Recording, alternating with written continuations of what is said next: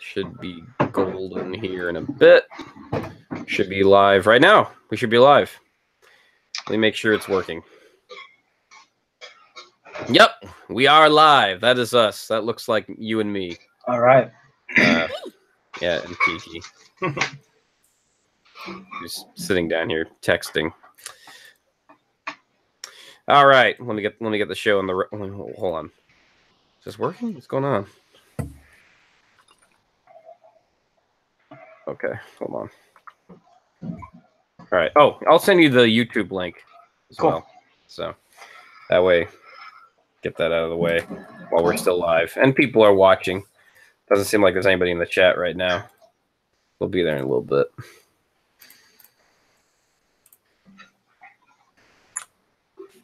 All right. Okay. I got my game face on. Ew.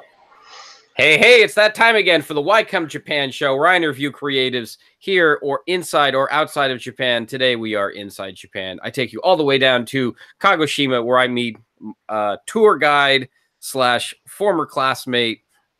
Wait, could I say that? I don't know. I should probably. I don't know. Is that okay to have on the internet? I could probably edit this out later That's for fine. the iTunes version. Yeah. And here with Cameron, Kagoshima Cameron. Or KagoCam, what alias would you want to use? Anything you want to call me. Kagoshima Cameron, KagoCam. It's all good. Thanks for having me. Yeah, certainly. Well, I mean, yeah, sometimes I'm the same way, you know, like, because you can call me whatever you want. I don't know if I'll respond to you if you call me something that I'm not familiar with.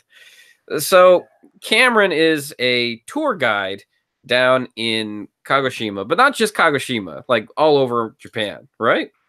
Yeah. Well, I work as an independent travel agent, and I do tour guiding as well. I'm based here in Kagoshima, the southern tip of Japan, but also I kind of specialize in Kyushu Island, which is the large island down south. Right. Okay. And you've been down in Kagoshima for how many years now? About 4.5 years I've been down here now.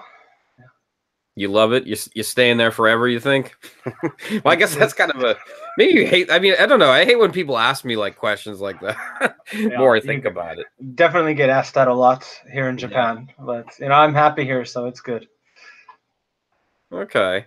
Yeah, it's, you know, it is kind of an annoying question. I guess supposedly, why come Japan is actually an annoying question, too. But, I don't know. I like the question, personally. I don't get offended by it. Yeah, I think it's probably the most common question I'm asked. Okay. Why did you come to Japan, and when will you go home? Right. Yeah. So you pretty much say that Kagoshima is your home away from home, pretty much. I'd say so. I got married down here, and I'm looking to get my roots settled down here. So if I'm in Japan, I'll be in Kagoshima. Okay, so for a little background for our viewers out there, you first went to college with me at Temple University, and then this was in Tokyo, and then later you had a couple of jobs.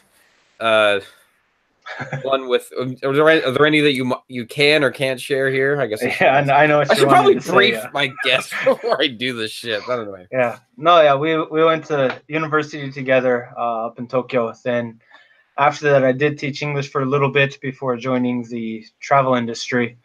And I think what he's trying to say is, for a while I did work for Don Quixote, you know, everybody's favorite discount store. But I was with their not actually the Don Quixote company, but one of their group companies that did overseas promotion and whatnot. So. Okay, so you worked for Don Quixote, and then because we met. I didn't have time to edit. I made this like video blog, but I haven't had time to edit it because it's the end of the year, and if anybody who lives in Japan, you'll know that once you start living in Japan, by the end of the year, all hell kind of breaks loose. You have so much to do. Yeah. By January, you know, everything's just dead. You know, nobody's really buying anything unless you have like a gym or you're really making a killing and selling self-help books or something. Yeah. So the point I was trying to make is that I met you down in Kagoshima, and you mentioned to me that you first worked at Don Quixote, and then Don Quixote, then you started working at a travel company. Is that right? Yeah, basically the Don Quixote and the travel agent down here in Kagoshima did like a joint project, like a 1-year project making a guidebook about Kagoshima. So I had the job opportunity to come down here, and once I was down here, I said I'm not going back to Tokyo. Kagoshima is a great place to live, and I prefer the countryside to the big city. So yeah, so I What left is Don Quixote and started working down here. what is it about the countryside do you think that appeals to people? It's just getting away from all the people and all the limited space. Yeah, me personally, you could say, I'm a country boy. I grew up in a small town up in Washington State, but I I don't like the huge hordes of people getting on and off the trains and zombie-like salaryman's walking through the streets, and just the personalities of the people in the countryside is much better, and seeing the nature and everything, it makes me feel calmer. It's much better. Do you mind having to drive a car again? Because I mean, like in Tokyo, you don't really have to, drive at all. Yeah, I was down here for about 2 years before I finally got my license, and 2 years. Okay. yeah. So Was that a bit of a pain not being able to drive down in Kagoshima? not too bad. They do have a tram that goes through town, so I was able to get to work through that, so I was fine. But you know, having a Okay. car is nice if you want to do any kind of day trips or anything like that. Mm-hmm. Well, I want to get back to the timeline here. So Yeah, you worked for a travel company, and now you kind of independently run your own company. yeah. Just a second, my cat's going crazy. Cats and live streams. This There is she not the is, first right cat. there. She was jumping around behind my computer trying to get stuff she's not supposed to. Hi, hi. Hi. What your cat's name is? Star? Star. Yeah. We talked prior towards this live stream. Yeah. Huh. Well, this isn't the first live stream where a cat has been. I'm sure she'll make an appearance again. All right. Well, bye, Star. Yeah. All right. So getting back to the timeline. Yeah. So you independently run your own company. Oh yeah. So for the first 4 years here in Kagoshima, I was working for that travel company. Then I wanted to kind of expand a little bit and become more independent, so I left, and now I'm just freelance, and I do tour guides, I do tour arrangements, more specifically for groups. Um, I also work a lot with the local companies, kind of to make Kagoshima a better destination. Okay. Yeah. But you do more than just Kagoshima, though. True. Yeah. No, I do all. I mean, I can do group tours all over Japan. And again, I specialize in the Kyushu area. But working with the local companies, I do a lot in Kagoshima.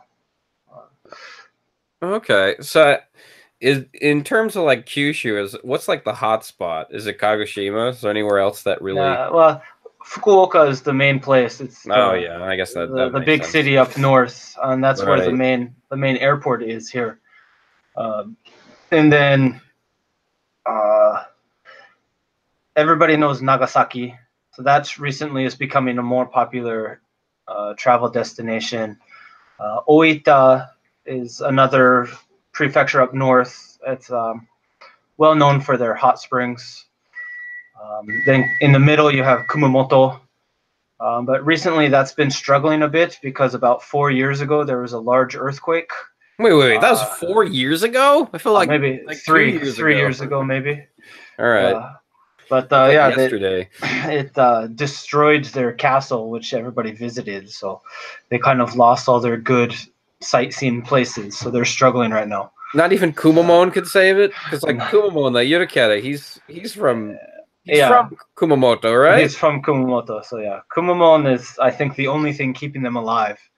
Oh, well, because I remember like when I was in Kagoshima on the Shinkansen, I stopped over in Kumamoto, and they had like a severed head of Kumamoto in the station there. In the station, yeah, they got this giant Kumamon, just like from the chest up. Yeah, I guess Yeah. I don't. I always do this on the show because I think it's cute. Probably it's not cute for our listeners at home. Kumamon is like a big Japanese. It's like a big black bear with like red cheeks. You can probably Google. I know this is horrible for an audio show, but okay. So you're so a lot of people want to see Fukuoka. Do you know a lot about Fukuoka or not too much? I know a bit. If you want to go around to the sightseeing areas, I can do that. They claim to be a big food city, so like their ramen is quite well known, and at nighttime they have many food stalls they call yatai. So there's a lot of that just on the streets. A popular destination is called Dazaifu, which is a shrine. It's a nice little traditional neighborhood. You kind of walk. It's about, I'm going to say, 500 meters long to just like this traditional area before you get to this beautiful shrine. Mm-hmm. That's the popular destination there in Fukuoka. Good to know. It's also, it's one of the biggest cities in Japan. So when people do a Kyushu tour, they often end in Fukuoka to do shopping and all that stuff. Mm-hmm. The city activities. So take us through like a normal day of a life, like as an independent tour guide. Like, what does that look like? Well, there's a couple ways to answer that. One is when I'm actually on a tour with customers. If it's like a 1 week tour, and then so basically I have to wake up in the morning, make sure there's no problems, make sure everybody gets to breakfast. That's kind of like being a babysitter. Basically, I am a babysitter. Yeah. Okay. No, usually for the Western groups or the inbound groups, it's not as difficult. They're much easier than the Japanese groups. Really? I would not expect that. Yeah. But then basically just make sure everyone's on time to depart on time, and I just look after all of them while they're traveling, make sure the itinerary goes smoothly, explain the areas, what the plan is for the day, the key points of each area, answer any questions, introduce restaurants if it's free time for lunch. Then when we get back to the hotel, just basically give them a rundown of the day to come and let them go. But yeah, usually, so the reason I say that the inbound groups are easier than the Japanese groups is I think the Japanese customers have higher standards, and they expect the tour guide, tour escort to be available 24 hours a day.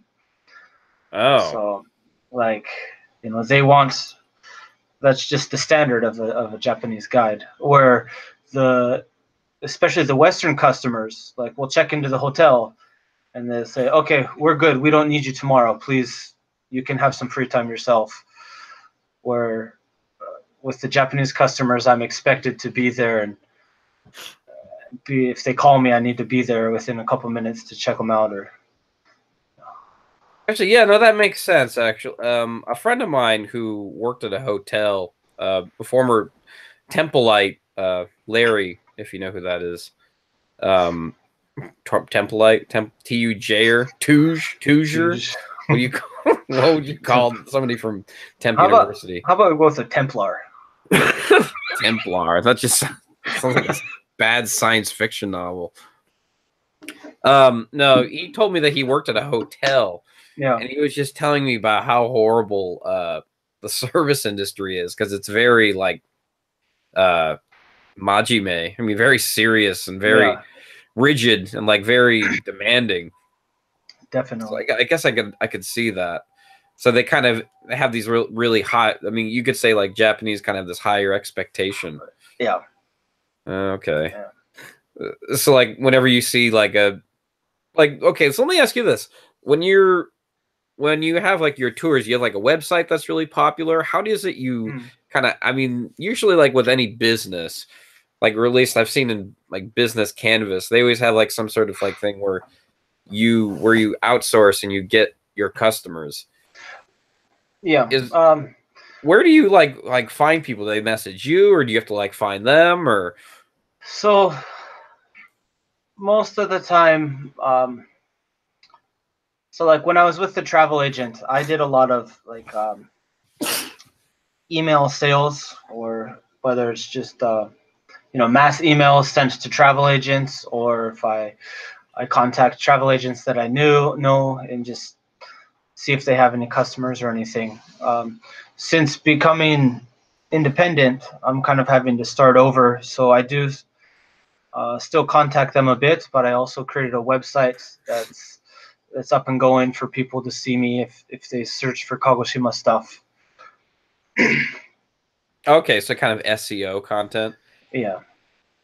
Okay, because I have a couple of friends of the podcast as well who tell me that they have to always be on their SEO content all the time to like make sure they get those clicks.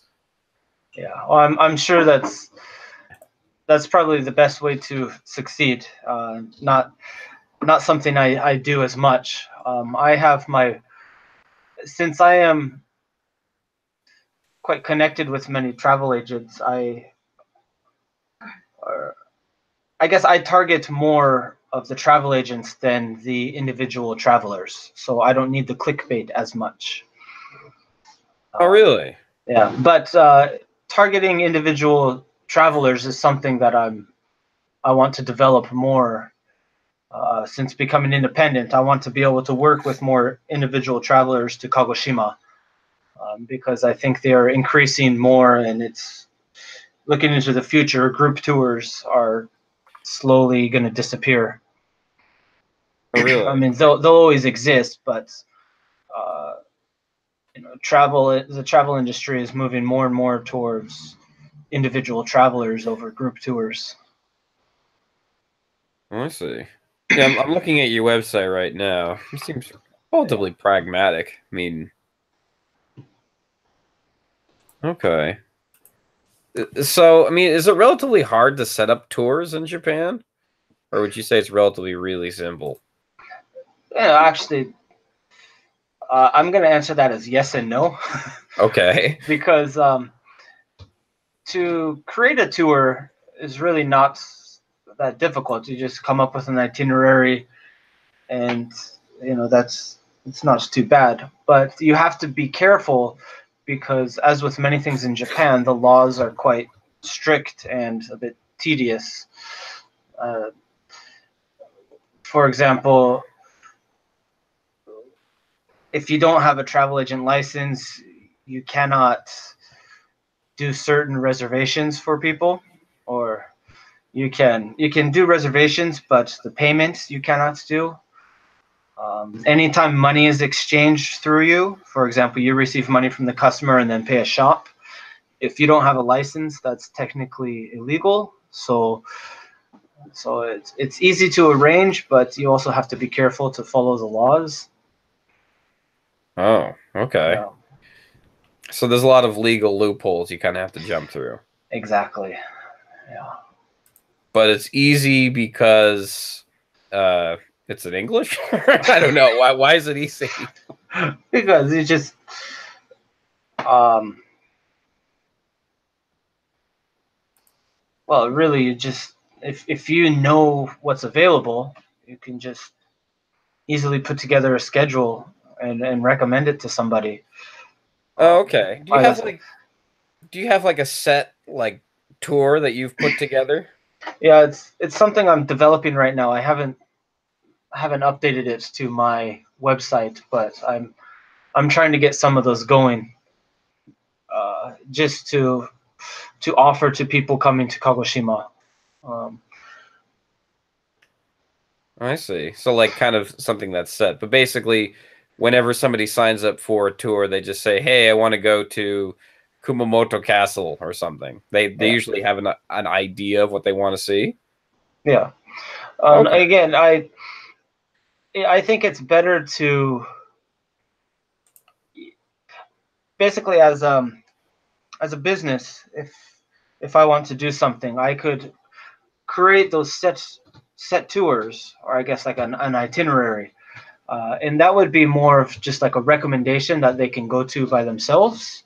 Hmm. But if they wanted something more, or if they want a custom tour, that's when they contact me. If they want a little something more than the basic courses.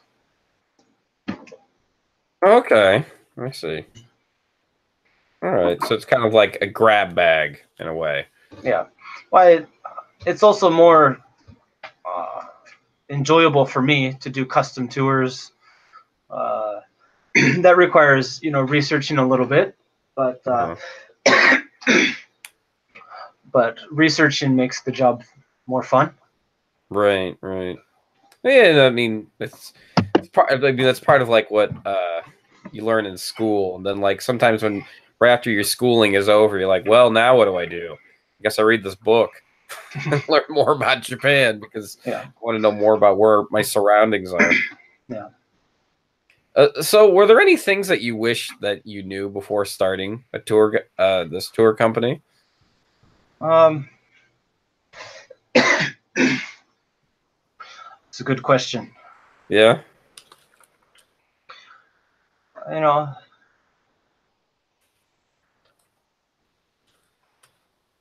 think about this one. yeah. Well, something that I kind of wish that I prepared a bit more is more like the SNS stuff. Is having existing on SNS and being successful that way. Because when I moved from the travel company to myself, I had to basically rebrand myself. People in Kagoshima know who I am. But if I'm going to target individual travelers, then that's, you really have to have an online presence. So it's quite difficult to start at zero and Yeah, I can expect imagine. to have customers. So but I'm actually not that big in the SNS world, so it's something I need to improve. But yeah, and again with the, I guess something that I wish I would have known, I talked about just a second ago, is just understanding what can be done and what cannot be done Oh, right, right. The for rules and Japanese everything. laws. Yeah, I mean, I would love to, since I have my license, I would love to drive customers around. Um, but that also becomes a bit of a gray zone, because if you take money to drive somebody around, you have to have like a taxi license or a special license. Oh, I didn't know that. Not a taxi license, but it's they call it a Type 2 driver's license, I believe it would be called in English. And then you also have to have a specific kind of car with a license plate, a registered license plate to drive people around. But many Oh. people don't do that, so there's a few loopholes, and it's a kind of a gray zone. But for anybody who is escorting people around, you should be careful, because I think the government's starting to crack down on that. Right. Well, I mean, you've seen like stuff in the news about like how they crack down on Uber and like Yeah, Airbnb. yeah. So basically, Japan likes to follow regulations and protect what is there, and so yeah, it comes with quite a hefty fine if you get caught driving people around and getting paid for it when you're not Right. certified and registered. So What's your opinion on all that? Like I how think strict it's everything is? I think it's holding back the travel industry, because so many people want English speaking drivers, and all the English speakers, there's very few of them, because it's so difficult or basically it's such a pain in the ass to get everything registered and licensed. Yeah, that is true. Because I mean, So I was in a taxi here in Tokyo a little while ago, and it's just like, and it says easy access English menu, and like it just has like this thing where it's like point and ask. Like, there's the entire yeah, thing, this whole book, like all prepared, for yeah, people who can't speak English. Like, yeah. did you hear about Shinjuku Gyoen? About No. how they've been losing all this money? For some context, Shinjuku Gyoen's a garden in Shinjuku Station. A very nice one. But supposedly for years, the only reason why they were losing money was because the guards who collected the money, the clerks, right? They were too afraid to speak English, so they just let them in for free. And so for the longest time, I'm always like, "Oh, Shinjuku going? Yeah, you can just go in there for free." Because I used to go in there for free all the time. I didn't know it cost some money. Yeah, no, I didn't know it costed money either. I used to just walk in. But yeah, I guess now they're changing that Oh, because that's they're good. losing money. That's good. Yeah, no, it seems. I mean, it is. I mean, I can understand why they here in Japan they want to have people keep their taxi jobs or their, Yeah. hotel jobs because I guess like you see in the States how Uber and I guess Airbnb have kind of taken money away from the bigger, I guess hotels and Yeah. taxi people. But I don't know. You can't really halt progress, you know. You No. can't. You But can't. yeah. But they're trying to protect the traditions and protect the habits that they have. But I also think it's Japan is all about safety number one. So if there's ever an accident where a tourist gets hurt or and a chance if they die or something, it's going to be big news. And Yeah, it's true. You always hear about that, like yeah, especially like when Line became very big. It suddenly became a very uh Ayashi kind of app for a while. For a while. oh yeah, You don't think so? I I mean, didn't know. Why I is mean, that? you Line, the messaging app, which is kind of like the WhatsApp of Japan. Yeah. Uh, Basically, like they had like a bunch of these high schoolers that would do these group chats, and they would gang up and bully some of these Ah, students and stuff. the They're bullying part of it, I see. Yeah, it was the bullying part. It's like like kids ruin everything, really. But I think that's like why Line has all these restrictions on it now. Like you have to like confirm your age and everything by Yeah. what is it? You have to like give your SoftBank ID to them. Yeah. Your It's your phone, you have to confirm it through your phone service. Yeah, which is for the longest time I couldn't get it to work. I finally got it. I finally got around it to work. So Yeah. my goodness. Yeah, but yeah, that's definitely the truth. Safety number one, I guess. Whatever safety is, quote unquote. Uh, But what is it? There's been like a huge like influx of. I mean, or at least on the news, I've been seeing a huge influx of foreigners come to Japan. I mean, not just foreigners like us. I mean, like Asian foreigners. yeah. Yeah. Have you seen any of that? Because I've definitely been seeing it like more at like convenience stores. Of course, and they're also becoming more relaxed on foreigners working, which is why you see more of them. Like workers at convenience stores are now becoming more and more foreigners. But the international travelers to Japan has been rapidly increasing over the last 10 years. I mean, actually, it really got its start back in 2003 when the prime minister at the time announced they want to start focusing on inbound travelers. But then it really picked up steam about 2012, I guess, when the government started making big efforts to promote overseas, Huh. and also make it easier to travel. For a lot of the Asian countries, they've relaxed a lot of the visa requirements or even removed visas a travel visa. You don't need it for many countries anymore, and it just allowed many of the Asian travelers to come to Japan when they couldn't before.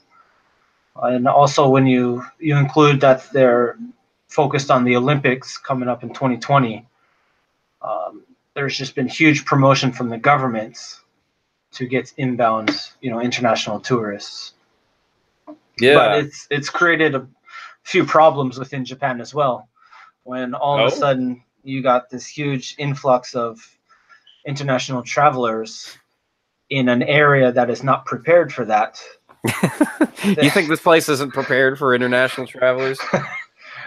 Tokyo and Osaka, they're good to go, but now because of the international travel, a lot of hotels are fully booked, and it's becoming difficult to travel. So they're having to build new hotels to accommodate them. Right. And then you get people that they want to do the next step, which is go to the countryside, where it's changed a bit now, but basically the countryside has almost zero English. Right. Or and sometimes you get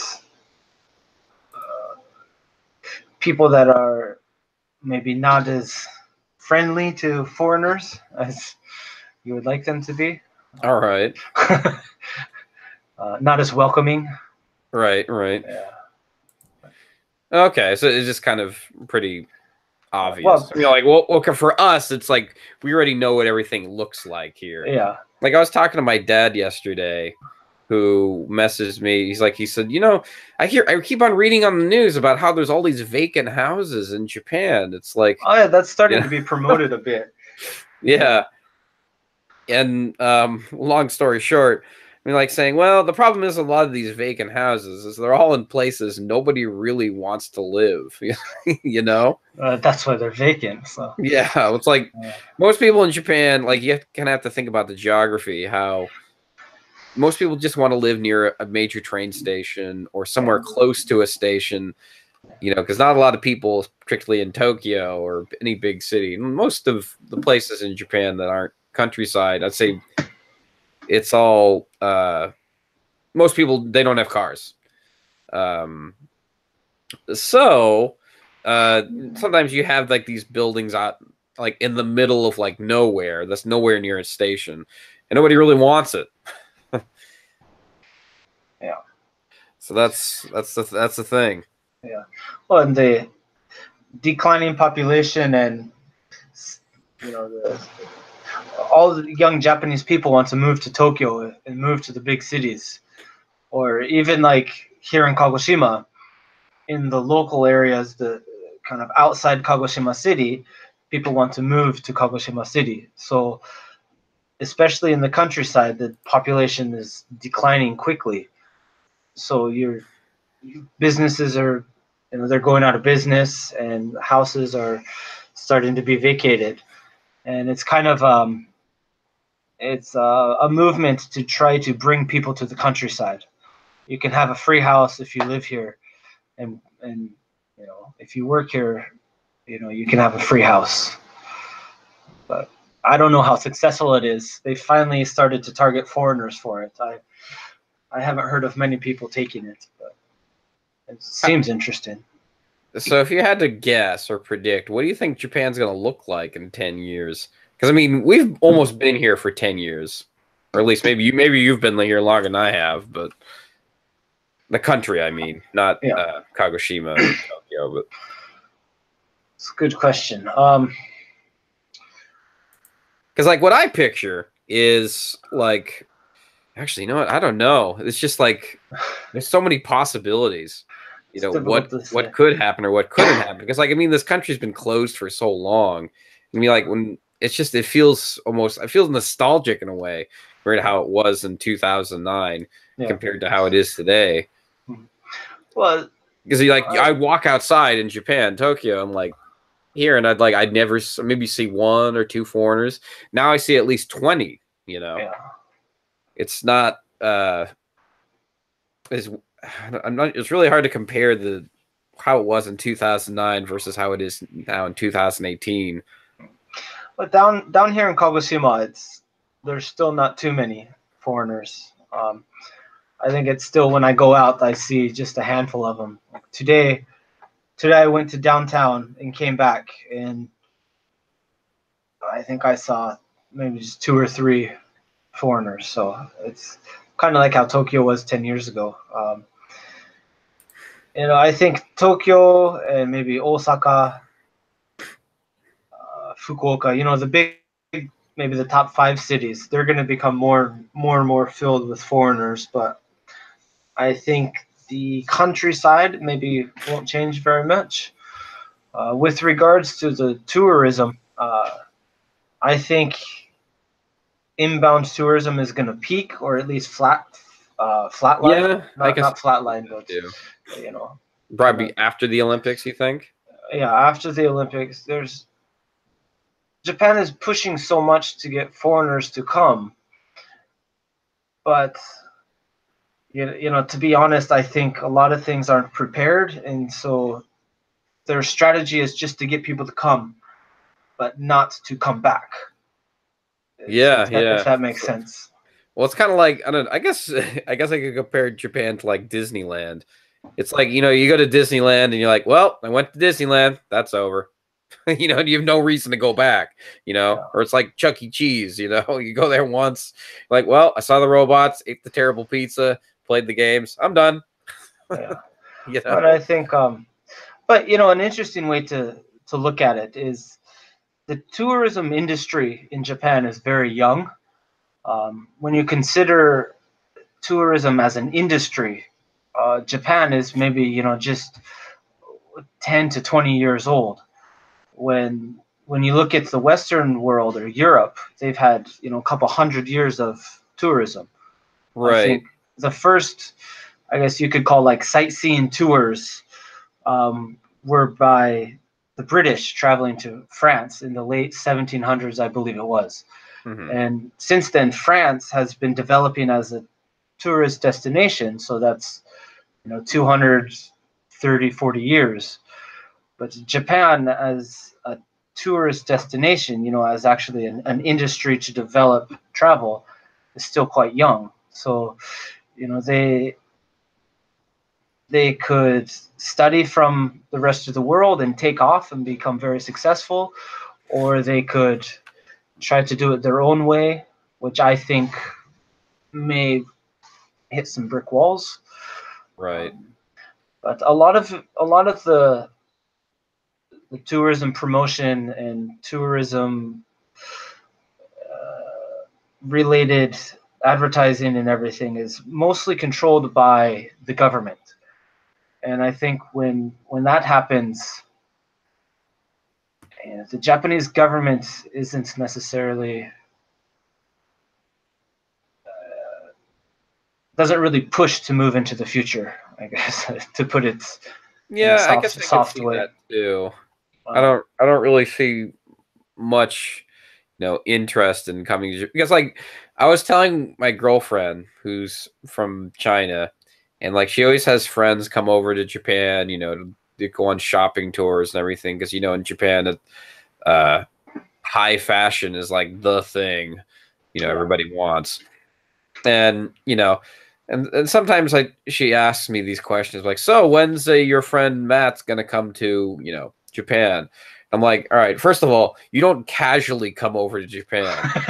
It's like, it's not something you just like, happen to just plan. It's a big deal.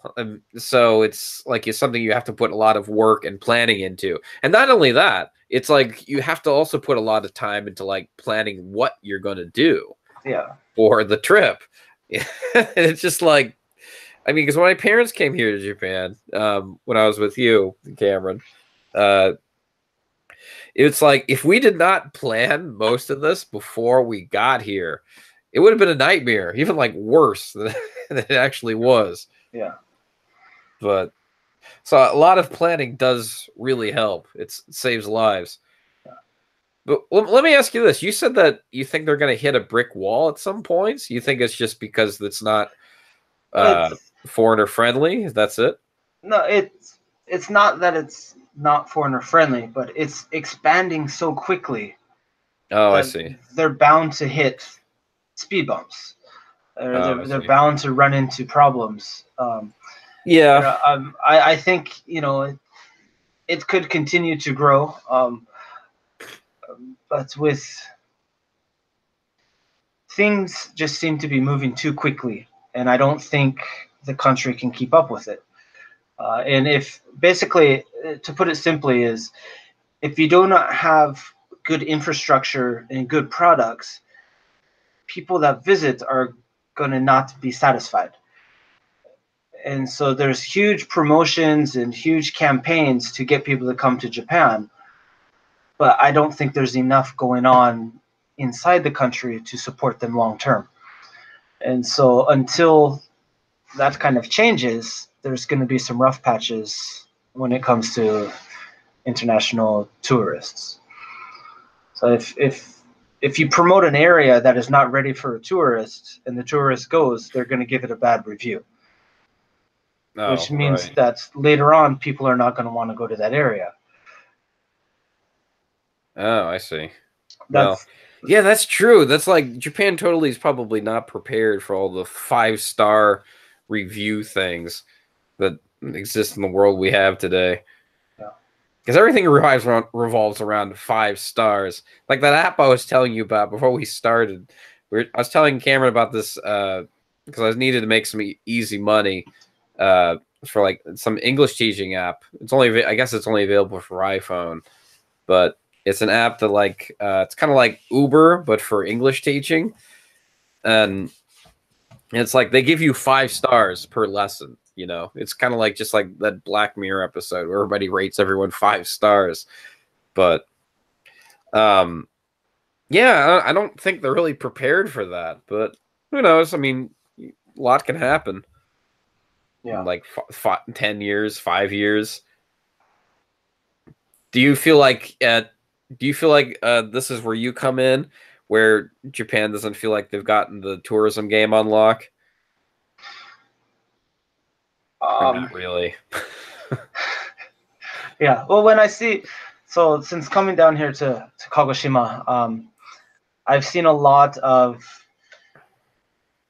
you know, they're trying to get on the bandwagon, the inbound travel bandwagon, and so you get a lot of the local areas that they receive, or they do like a 1 year project to just develop the area, and a lot of times they they'll get statistics and they'll do research on the area, but they won't really create anything that lasts into the future. Hmm. It's just like a 1 year, you know, 1 year project that to get statistics. It sounds very Japanese, but they just want the statistics, but don't have anything that lasts. All right. And the government is paying lots of money to do these special projects, but Okay. I don't really see any results happening. For example, this is something that just happened down here in Kagoshima. Okay. If anybody has heard the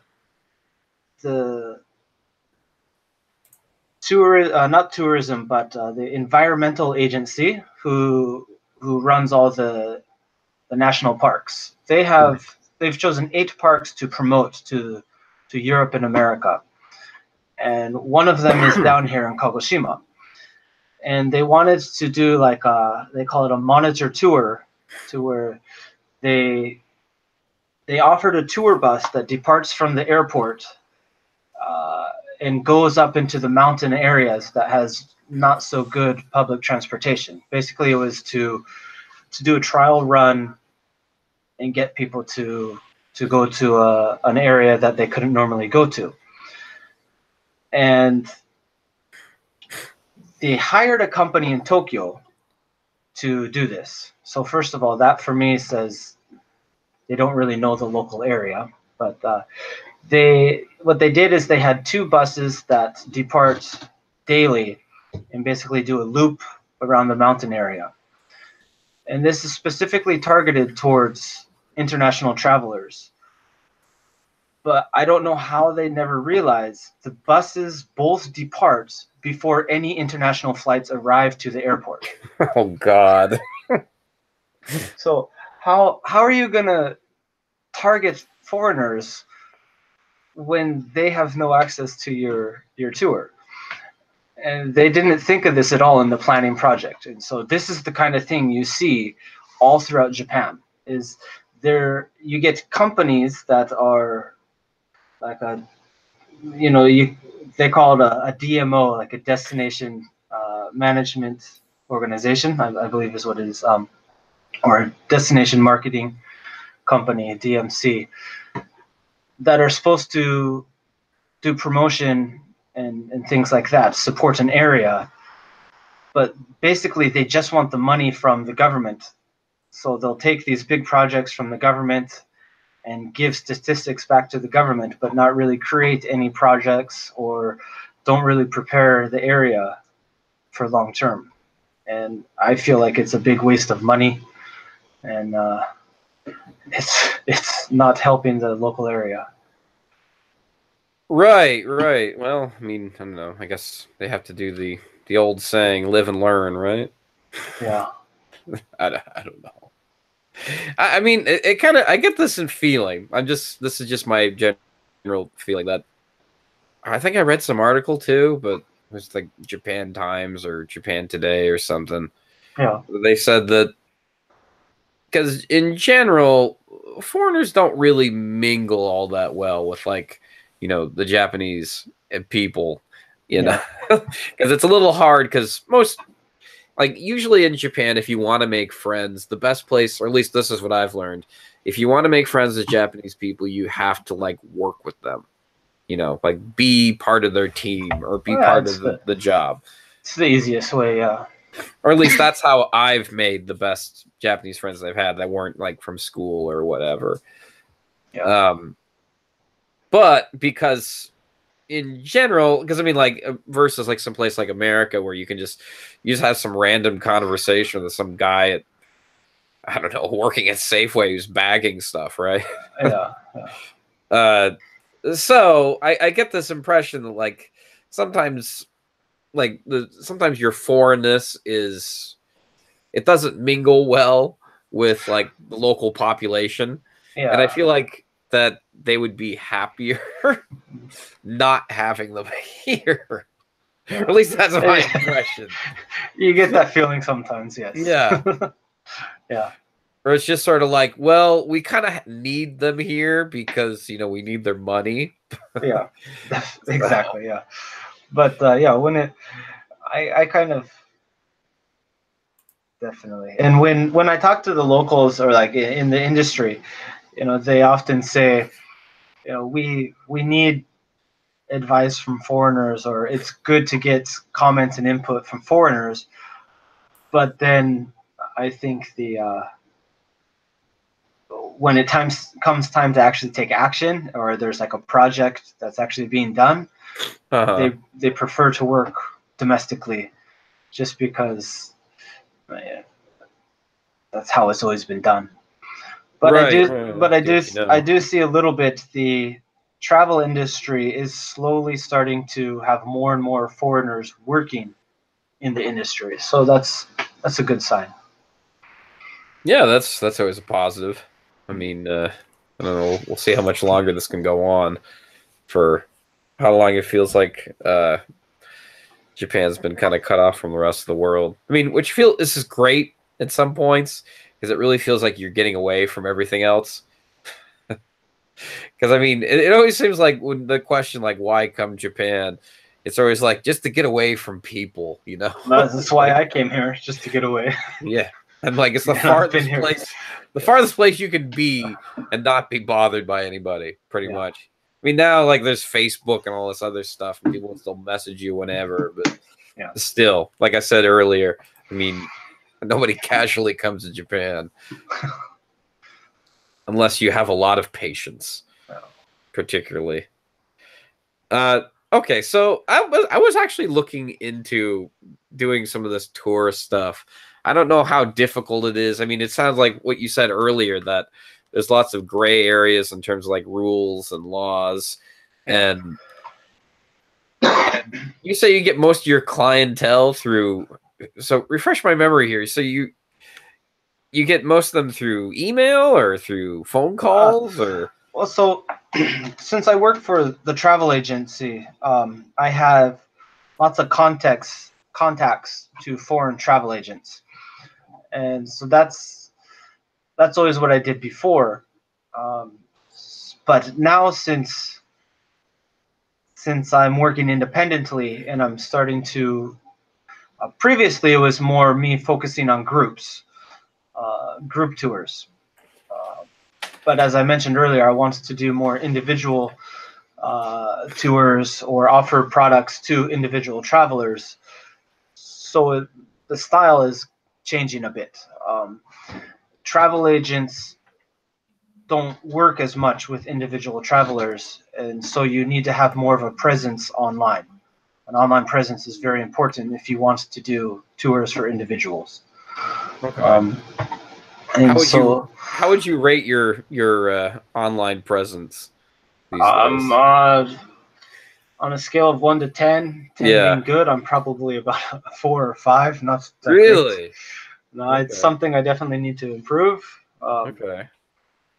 And well, because when I talk to you about this tour stuff, I get this feeling of like such confidence, like when I see Cameron's face, I'm like, man, this is a guy I know who totally know a lot of stuff about tours, and like you can tell me how to get here, what I should do. I'm not saying that you're not being able to tell me this. I am saying that I get this vibe from just looking at your face. So. Oh, thank you. I do have confidence in that area. Okay, good. All right, good. I don't do this to insult. I don't do this show just to insult my guests. So. No. It's my my sales effort is which I don't have confidence in. So when it comes to making tours and escorting people around, I definitely have confidence in that. I'm one of the few Westerners in Kyushu that specializes in Kyushu. I actually don't know any other Westerners that work in the travel industry or that arrange tours in Kyushu. So I may be the only one. I'm sure up in Fukuoka there's probably some. In Kagoshima, I'm definitely the only one. And so I do have confidence when it comes to organizing tours and everything like that. But okay, so it's not very oversaturated yet. No, I just need to improve my website and my SNS activity a bit to become more successful. So it's kind of like YouTube before it is today. It's such a nightmare, YouTube today. So that's good to know. So it's a bit easier to start up tours because, I mean, like I said, one of friend of the show, like they do photography tours and like Akihabara tours, and maybe you know of some people in Tokyo that doing tours in Tokyo would be much easier. You think because so? Because of the transportation. Oh, right. No, okay, so for anybody that wants to do their own tours, yeah, this is what you came here for, guys. Basically, I recommend. It is actually not that difficult to basically create a tour that you feel is unique, something different, or even something everybody does. Okay. And just offer your services, and then the customer pays for transportations, and you should have no problem. There's no loopholes that you have to go through. If they're just paying for your guide services or your interpretation, translations, then there is no licenses required. So just keep it simple. They pay for transportation, they pay for meals, they pay for entrances, but you arrange the tour for them, or the itinerary, and you take them through the day. Okay, so you don't have to have a license or anything when it comes to just doing independent tours. Okay, that's good to know. That actually changed just a couple years ago. You used to have to have a license. Now they made it so you don't. So that's the one good thing. Why did they change that rule? You'd think it'd be the other way around. They wanted uh, they wanted more people to come, so they wanted access Oh, okay. Yeah. to guides and whatnot. Yeah, that makes sense. Yeah, But yeah, relax. They've been doing a so lot of like relaxing laws here. in Tokyo, you could, because of the great train system and even taxis, you can do a tour much easier. Um, but when you're out in the countryside here, when you rely on cars or like a tour bus or something, it becomes a bit more difficult. Oh, I see. No, I got pretty much answers all my questions, and I don't feel ready to do my own tours yet, but I am definitely interested in it because it's something that it's been on the back of my mind because I interview a lot of people here in this show, and Yeah. it sounds The interesting. the difficult part in Tokyo would be all the competition, other people wanting to do tours. So Yeah. Hold on a second. What? Is it doing the tourist? No, not being a tourist, being a tour guide. Sorry, I was talking to a Being a girlfriend. tour guide? Yeah. Oh, We don't like that idea? you mean in serious? In serious? Yes, seriously. Oh, really? Why? I don't look like a tour guide? No? Okay. How does one look like a tour guide, Cameron? Help me out. Good question. First, I need a flag. You ever see those people? They're always like carrying flags. Oh god, that gets so annoying. Yeah. I was thinking like more independent tours, just like 2 or 3 or 4 or 5 people. Nothing more than that. That's something that Japan definitely Perfect. needs to increase. What, flags? No, Like no. tours? Just 2 or 3 people tours. Probably some people don't know what we're talking about. Or at least any of our listeners in America. I don't think they have this problem. Because sometimes you see a huge group of people, and usually they're followed by a bunch of like a big line of people, and they have these big flags, to make sure nobody gets lost in the tour. Like, no, I'm not doing a tour like that. I'm talking like something more independent. Yeah. Well, it's definitely possible. Yeah. All right, finally, this is kind of a self-indulgent question I had for you. So I'm particularly interested in Japanese yokai. Yeah. Do you know a lot of hotspots or like where I can find some? Or not find yokai itself because I know they're not real. You don't have to tell me that. What? They're not real? Yeah. When did this happen? Well, okay. Well, I guess my question is like origin stories. Like, you know how like in Japan you have this thing called Namahage that only takes place up in like Akita and Aomori, the cold places up north. It also has another name, but it happens down here in Kagoshima as well. Oh, really? Yeah. What's the name of it? I'd have to look it up. It's pretty much like in Europe they have like Krampus, if you know who that is in Europe. Not sure. It's very similar to Namahage. They dress up in like scary devil costumes and beat up kids, if they've been bad, and scare the shit out of them. That's what you got to do, because there are consequences to this life that we live in. Down here, it's called Toshidon. Toshidon. Toshidon. Yeah. I had to look that up. It's done on the islands of Kagoshima. Oh, like Sakurajima? No, like off the coast. Off the coast. Oh, okay. Yeah. I see. So, how much do you know about yokai? Like some of the basic yokai, like you have like Kappa, Tengu. There's so many. There's maybe not so much yokai, but Kubi. when you talk about Japanese mythology, okay, everything started in Kyushu. Really? No, this I didn't know.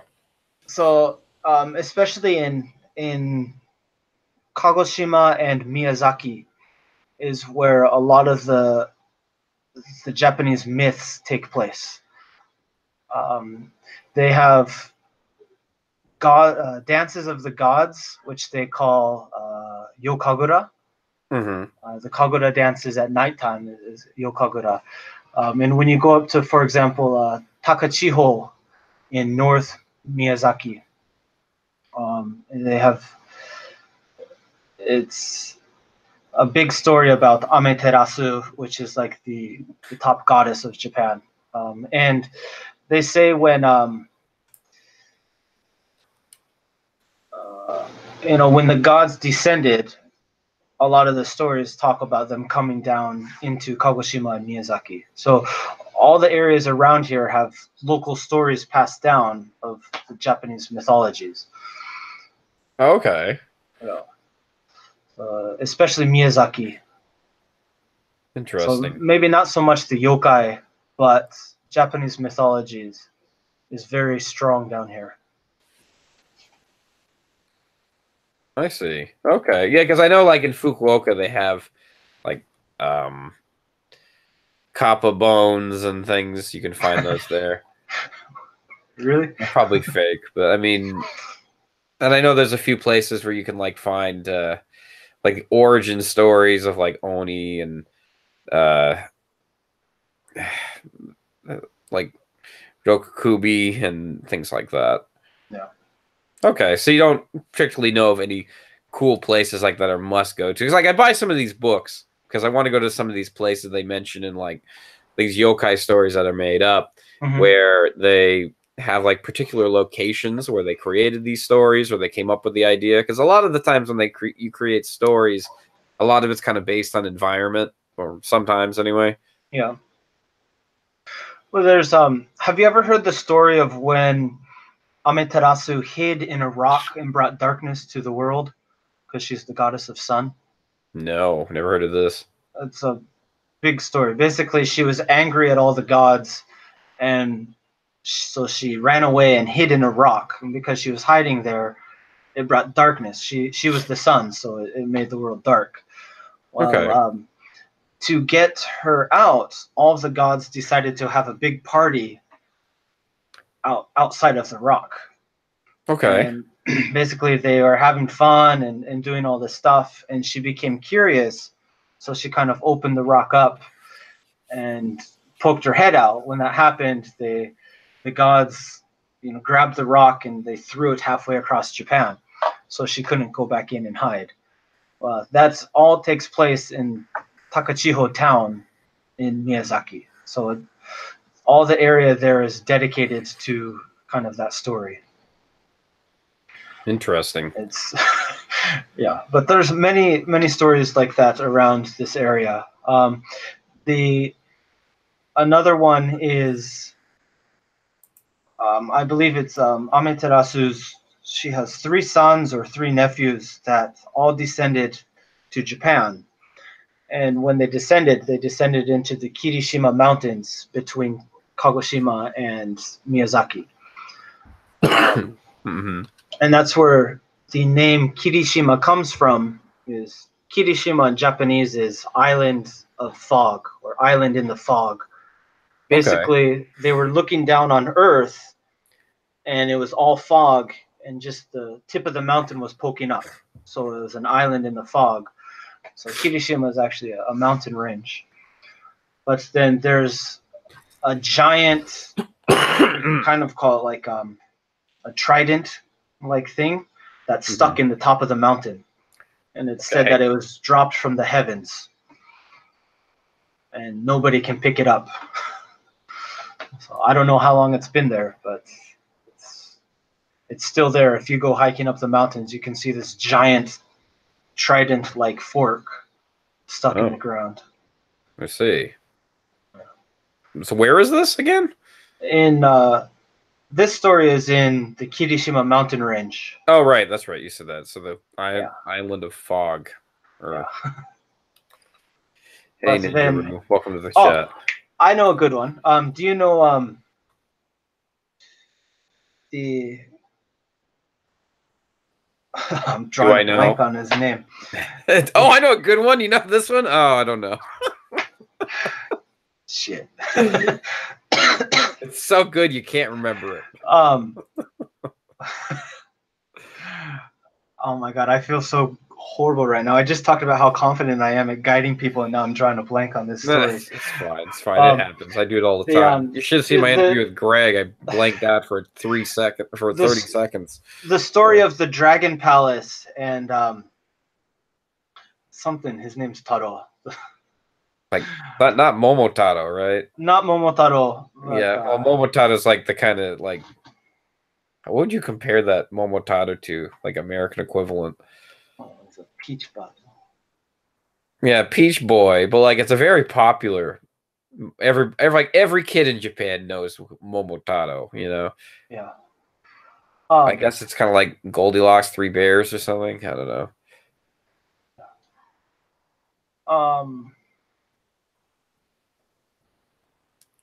There's the Japanese fairy tale of a guy who goes into the sea to get the mermaid princess, and he steals the box, the treasure box, and when he opens it up, he becomes an old man. Have you ever heard that story? Pandora's box, or maybe It not actually- Pandora's box. Pandora's box is different. Do you watch One Piece? No, I don't watch One Piece. I mean, There's I know the plot about One Piece. I think they're all pirates. That's about all I know.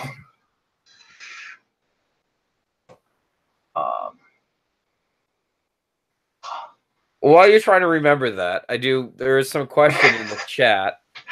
I can look to. I don't really quite understand what this question is, so maybe you might. You still trying to scrape your brain for that answer? Yeah, I'm really trying to. This is actually kind of pissing me off because this is a major story I often tell and I cannot think of it. Story's so good you can't remember. His name is Urashima Taro. Okay. Urashima Taro, and the treasure chest that they have is called the Tamate Bako. Okay. And the princess is Otohime, which that was a part of the One Piece storyline when they went to the Gyojinto, the Fishman Island. So basically, it's a very famous fairy tale in Japan of Urashima Taro. He went into the ocean to find the princess, and he went to the Dragon Palace under the water. And then he found a treasure chest that when he opened it up, it made him an old man. And that takes place here in Kagoshima. Okay. That's kind of a cool story, I guess. That was a bit of a waste of 5 minutes to figure that out, but it was worth it. Also, not so much fairy tales, but the Ghibli movie Mononoke Hime, Princess Mononoke, was set on Yakushima, which is an island just off of Kagoshima. Oh, okay. That is highly recommended to go to. That island is awesome. Really? Well, I'll make a mental note of that. Yes, I guess before we call it a day, we call it a podcast. I guess we kind of have a question in the chat. I'm not sure if I quite understand this question. Sure. Maybe you might understand it. I hope I'm pronouncing this name right. Mark Hattenau. Hattenau? I don't know if I'm pronouncing it right. I'm sorry if I'm not.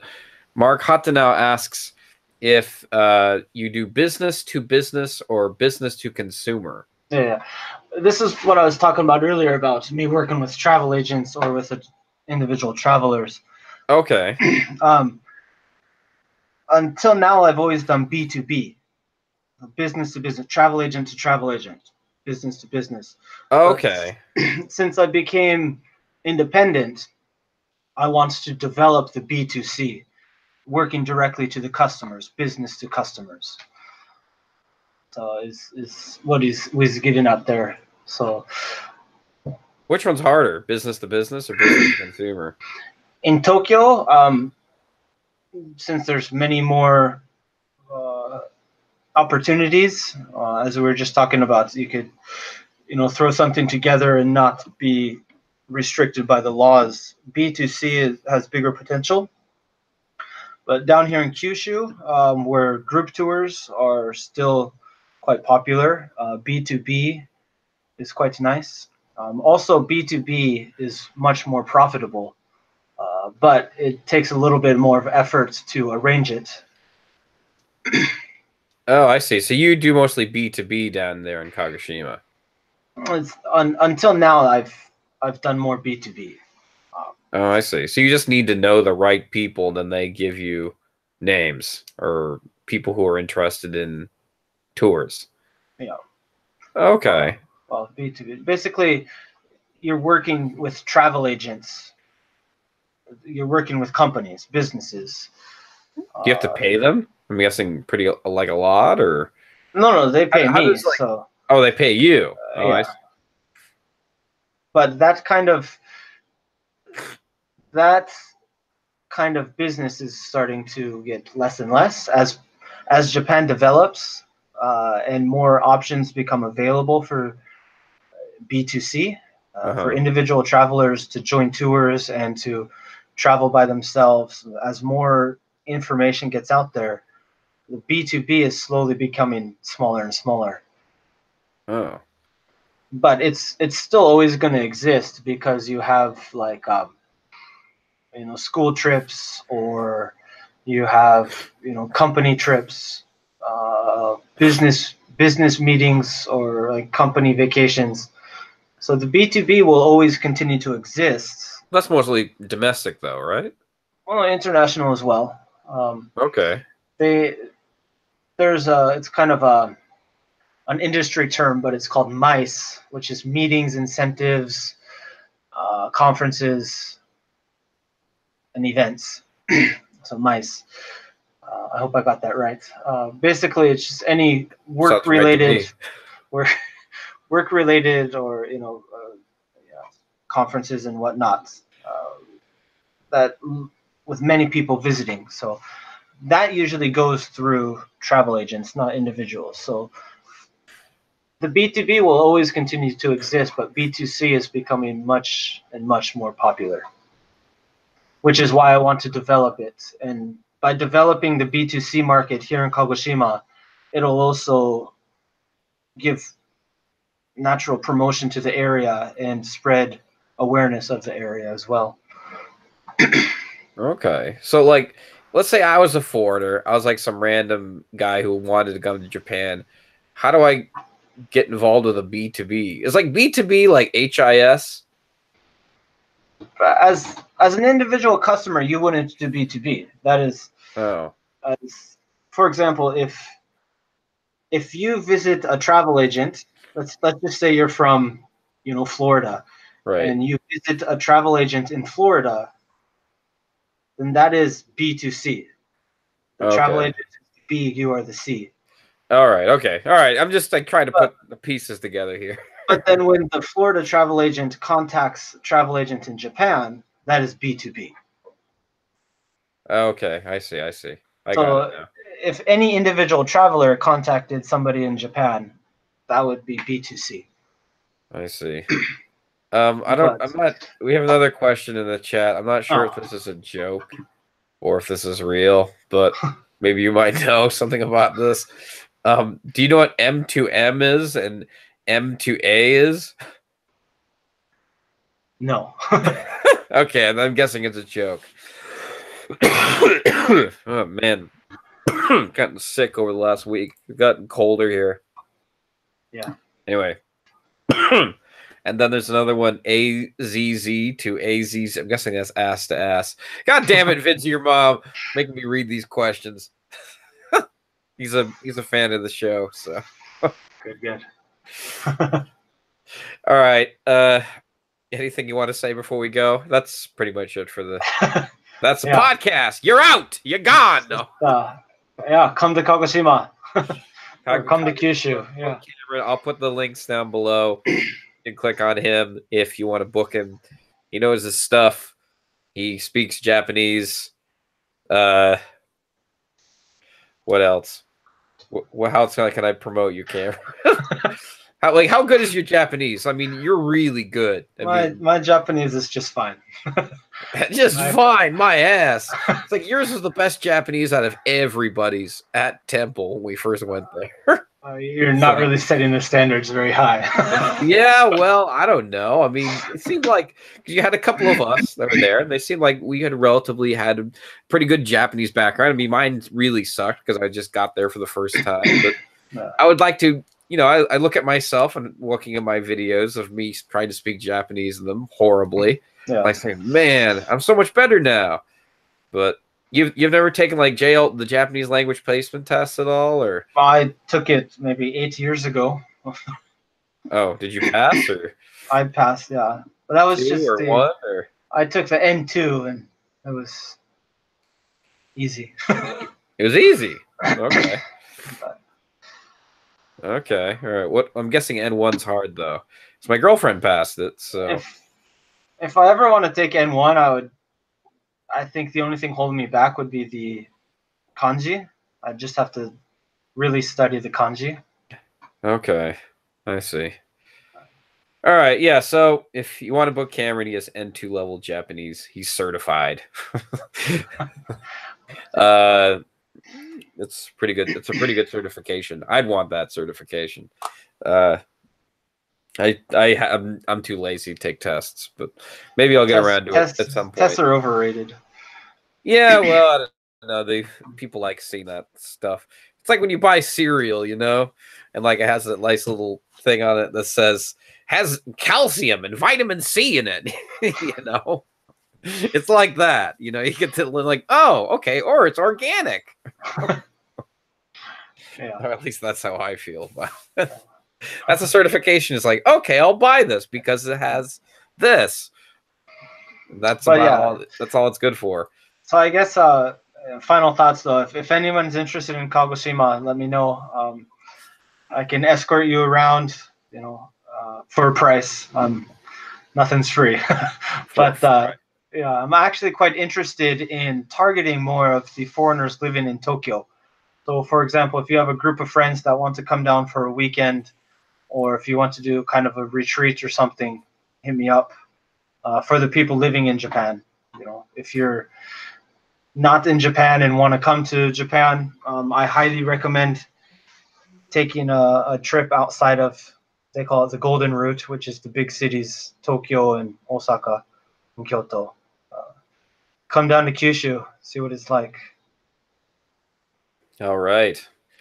Okay, well, this was a live recording here on YouTube. I want to thank everybody for watching. Next week on our show is Justin Carter, filmmaker here in Japan. Finally get to talk about movies again. I love talking about movies.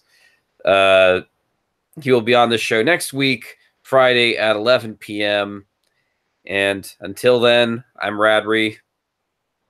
I'm Cameron. See ya. Bye-bye.